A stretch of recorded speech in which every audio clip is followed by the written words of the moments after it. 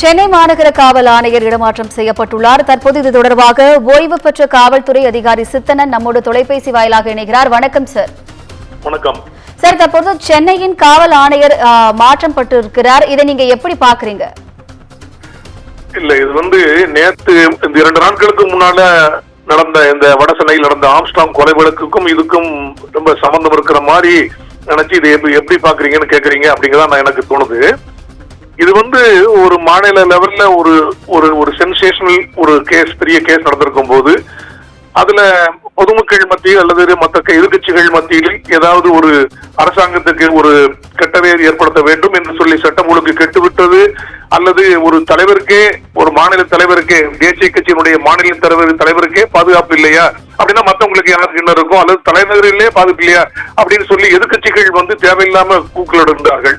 உண்மையிலேயே இப்படிப்பட்ட ஒரு சூழ்நிலையில் அந்த பாதிக்கப்பட்ட நபர்களுக்கு ஒரு மருந்தாக அமையும்படி அல்லது இந்த சிச்சுவேஷனை கொஞ்சம் ஈஸ் பண்றதுக்காக வேண்டி அந்த சட்ட ஒழுங்கு பிரச்சனையை கையாளுகின்ற அந்த போலீஸ் காவல்துறையை தன் கையகத்தை வைத்திருக்கின்ற மாண்புமிகு முதலமைச்சர் அவர்கள் அவருடைய ப்ரோரகேட்டிவ், அவருடைய பவர், நல்ல ஒரு சிச்சுவேஷனை கண்ட்ரோல் பண்ணணும்னா ஒரு ஆளை மாத்தி இன்னொரு ஆளை போடணும் அப்படின்னு சொல்லி போட்டிருக்காங்கன்னா அதுல யாரும் அதை உள்ளூருக்கு கற்பிக்க முடியாது. இன்னமும் சட்டம் ஒழுங்கை நல்லா சிறப்பாக நடத்தலாம் அப்படின்னு தான் போட்டிருக்காங்க. அதுக்காக வேண்டி ஏற்கனவே இருந்த அந்த சென்னை மாநகரத்தினுடைய ஆணையரை சரியா பண்ணல, அவருக்கு ஒரு பனிஷ்மெண்ட் டிரான்ஸ்பர் அப்படின்னு நான் பார்க்கல. அவரை மாத்தி போலீஸ் அகாடமிக்கு தான் போட்டிருக்காங்க, அவரை ஒரு டிஜிபி ட்ரைனிங்ல பயிற்சிக்கு தான் போட்டிருக்காங்க. காவல்ல எத்தனையோ அதாவது சென்னை மாநகர ஆணையாக இருந்ததுனால ஒரு பெரிய பப்ளிசிட்டி, பெரிய ஒரு விசிபிலிட்டி, ஒரு பவர் அப்படின்னு தெரியுமே தவிர, ஆனா உண்மையிலேயே காவல் பயிற்சி கல்லூரியில் அவரை டிஜிபியா போட்டாங்க அப்படின்னா உண்மையிலேயே ஒரு காவல்துறையில் இருந்த அத்தனை பேரும் நல்லா ஒர்க் பண்ணணும், நல்ல காவல்துறை அலுவலர்களை உண்டாக்கணும் அப்படின்னு சொன்னோம்னா அது ஒரு பயிற்சி கல்லூரியுடைய தலைமைக்கு தான் முடியும். அதனால அது ஒரு மிக முக்கியமான பதவி. அதை நீங்க ஒரு கண்டமான ஒரு போஸ்ட் அப்படின்னு பார்க்க கூடாது. நான் அப்படி பார்க்கல.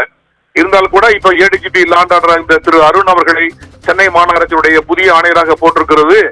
இந்த சம்பவத்தில் மேற்கொண்டு தேவையில்லாத விமர்சனங்கள் வரக்கூடாது.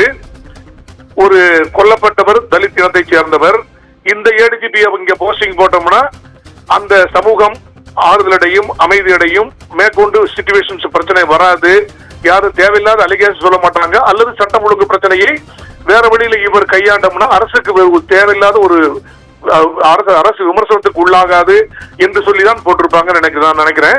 அதே மாதிரி திரு ஏடிஜிபி திரு தேவிஷன் அவர்களை சட்டம் ஒழுங்கு ஏடிஜிபியாக மாநிலம் முழுவதும் உள்ள ஒரு அதிகாரத்துக்கு உட்பட்ட அந்த பதவிக்கு போட்டிருக்கிறதும் ஒரு வரவேற்கத்தக்க ஒரு அம்சம்.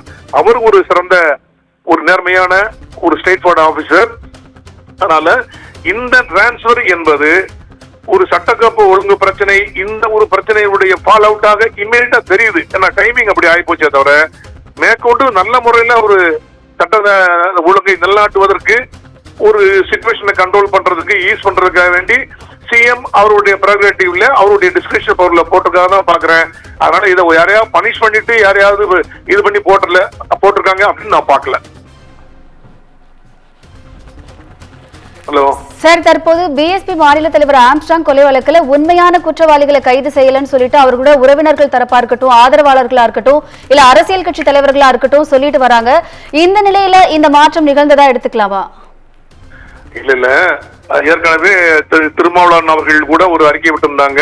ஏற்கனவே சரண்டான 8 பேரும் உண்மையான குற்றவாளிகளா என்று சரியாக விசாரிக்க வேண்டும் அப்படின்னு சொல்லியிருந்தாங்க. சில கட்சிகள் கூட பொய்யான நபர்களை சரண்டர் பண்ண வச்சிருக்காங்க, அப்ப பின்னணியில் யார் இருக்காங்க அப்படின்னு சொல்ல அறிக்கை விட்டிருந்தாங்க. அதாவது எனக்கு என்ன பெரிய நம்பிக்கை அப்படின்னா, அடிஷனல் கமிஷனர் ஆஃப் போலீஸ் திரு அஸ்ராக் கார்க் அவர்கள் மிக நேர்மையானவர், ஸ்ட்ரெயிட் ஃபார்வர்டு. அவர் யார் சொன்னாலும் கேட்க மாட்டார். அது மேல உள்ள அதிகாரிகளும் சரி அல்லது அரசியல் அழுத்தம் சொல்லி இவங்களை அக்யூசர் நீங்க போடுங்கன்னா போடவே மாட்டார். அப்படிப்பட்ட ஒரு மிகச்சிறந்த அலுவலர். அவர் என்ன செய்வார் அப்படின்னா, இதுல 8 பேர் சரண்டர் ஆனாங்கன்னு நீங்க சொல்றீங்க. ஆனா உண்மையில் அவங்க சரண்டர் ஆகல, நாங்க கைது பண்ணோம் அப்படின்னு தான் முந்தைய போலீஸ் கமிஷனர் பேட்டியில ஓப்பனா எல்லாருக்கும் தெரியப்படுத்தினாங்க. அப்படி அந்த 8 நபர்கள் யார் மூலமாவது ஒரு போலீஸ் ஆபீசர் கொடுத்து அவங்க அப்படி கைது எஃபெக்ட் பண்ணிருக்கலாம், அப்படி இருக்கலாம். இல்ல நீங்க சொன்ன மாதிரி சரண்டர் இருக்கலாம். அது ரெக்கார்டு பார்த்தா தான் தெரியும், என்னால சொல்ல முடியல. ஆனால் போலீஸ் ஆபீசர் அதை அங்க நாங்க கைது பண்ணணும்னு சொல்லிருக்காங்க. அப்படி 8 நபர்களை கைது செஞ்சோன்னா அவங்களை அரெஸ்ட் பண்ணி வித்தின் 24 hours போலீஸ் ரிமாண்ட் பண்ணும்போது prima facie evidence, material evidence to proceed further ஒரு ஆழமான ஒரு எவிடன்ஸ் கனெக்ஷன் இல்லாம இவங்க எங்க வந்தாங்க, எப்ப போனாங்க, என்னென்ன இவங்களுடைய ஓவர்ட் ஆக்ட், கவர்ட் ஆக்ட் எல்லாம் என்ன அப்படின்னு பார்த்து வெரிஃபை பண்ணி அதுல உண்மை இருக்கா, அது சிசிடிவி கேமரால வந்தவங்க இவங்களா இல்லையா, ஓகே ரைட் என்று முழு திருப்தி அடையாமல் அவங்களுக்கு எக்ஸைட்டா ரீசனபிள் கிரவுண்ட் மெட்டீரியல் எவிடன்ஸ் இல்லாமல் அவங்களை ரிமாண்ட் பண்ணிருக்கவே மாட்டாங்க. நீங்க கூட பார்த்திருப்பீங்க, இந்த சுர்லா கேஸ்னு ஒரு ஆசிட் பீச் சந்திரலேகா IAS அவர்கள் மீது சுர்லா என்ற அக்யூஸ் அந்த பார்ட்டி வந்து ஆசிட் ஊத்தினாங்கன்னு சொல்லி அதுல ஒரு 4-5 பேர் அக்யூசஸ் சரண்டர் ஆனாங்க. அவங்க தான் உண்மையான அக்யூஸ் அப்படிங்கிற மாதிரி நினைச்சு போலீஸ் அப்ப தவறா நடந்துட்டாங்கன்னு சொல்லி சப்ஸ்கண்ட் சிடி என்கொயரியில உண்மையான அக்யூஸை பிடிச்சிட்டு இந்த போலீஸ் ஆபீசர் மேல கடுமையான நடவடிக்கை எடுத்தார்கள். அப்ப அந்த நேரத்துல அதே மாதிரி இதுல தவறாக அக்யூஸ் பொய்யா நாங்க தான் அக்யூஸ் சொல்லி யாராவது தூண்டி விட்டு இவங்க வந்து சரண்டரா இருந்தா கூட போலீஸ் விசாரணையில கண்டிப்பா தெரிஞ்சிடும், கண்டிப்பா நிச்சயமாக தெரியாம இருக்காது. இப்ப ரிமாண்ட் பண்ணிருக்காங்கன்னா உண்மையான குற்றவாளிகளாகத்தான் இருக்க முடியும். ஏன்னா சிசிடிவி ஃபுட்டேஜ் மற்றதெல்லாம் ஒத்து போயிருந்ததுன்னா கண்டிப்பாக உண்மையான அக்யூஸாக இருக்க முடியும்.